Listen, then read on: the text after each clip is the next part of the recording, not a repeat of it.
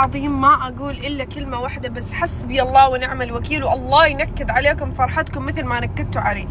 تخيلوا، طبعا كنا جالسين نتابع المباراة عادي أنا ونارو، فجأة والله العظيم فجأة جو كذا 4 بنات تقريبا، ما أبغى أقول الجنسية ولا شيء لأنهم ما يمثلوا إلا نفسهم، قالوا لي ليش تبكين على عمليتك؟ ورينا يعني يمكن النتيجة باينة بس أنت أوفر أو شيء.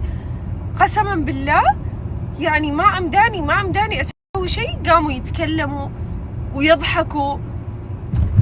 تخيلوا جايز، حسبي الله ونعم طول القعدة يعني أنا أحاول مثلا يعني ما أحكي التالة حتى لا تعصب، طول القعدة يأشرن ويحكن علينا أنا والتالة خاصة، يعني بالذات تالة، فصدق الله يعينها. الله يعني شنو هالنفسيات ما جاي يفتهم. الله لا غير البنت للبنت قسما بالله نكدوا علينا.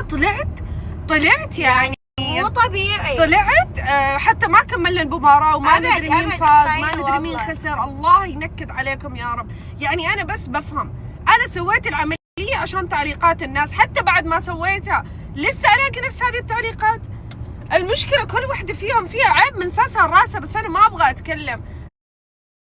إن شاء الله يا رب. لا تحكي، خلاص خلي تصيري أنت أحسن منها إن شاء الله. لا أنا ما راح أصير أحسن من أحد، متى أصير أنا الأحسن؟ إن شاء الله مثل ما نكد. حسبي الله ونعم الوكيل. بطلوا والله العظيم نكدتوا علي، من جد نكدتوا علي. أنا نفسيتي كثير بدأت تتعب من هذا الموضوع، والله العظيم نفسيتي كثير بدأت تتعب. بعد ما أدري إيش أسوي من جد. والله العظيم لو أقدر أسوي عملية ثانية بكرة كان سويت، والله بس مو بيدي، والله مو بيدي. حسبي الله ونعم الوكيل. بتخلوني أسوي شيء يضر صحتي، لا تسوون كذا. الله حسبي الله ونعم الوكيل. والله العظيم أنت عسل وتخبلين وتجننين، ويكفي إنك عسولة، يكفي عندك محبة ناس، أبد لا تفكرين بهيك أشياء ولا تضايقين نفسك، وأنت أصلا تخبلين كيكة.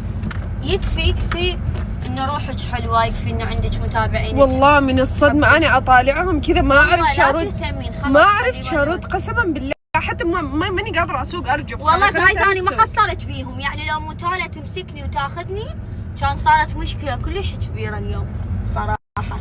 والله مو من النوع اللي يأثر فيني شيء بصراحة، بس هذا الموضوع بالذات، موضوع بطني ووزني والعملية وهذه الأشياء هذه كثير تأثر علي، لأن من جد أنا ما سويتها إلا وأنا يعني خلاص اكتفيت من هذه التعليقات.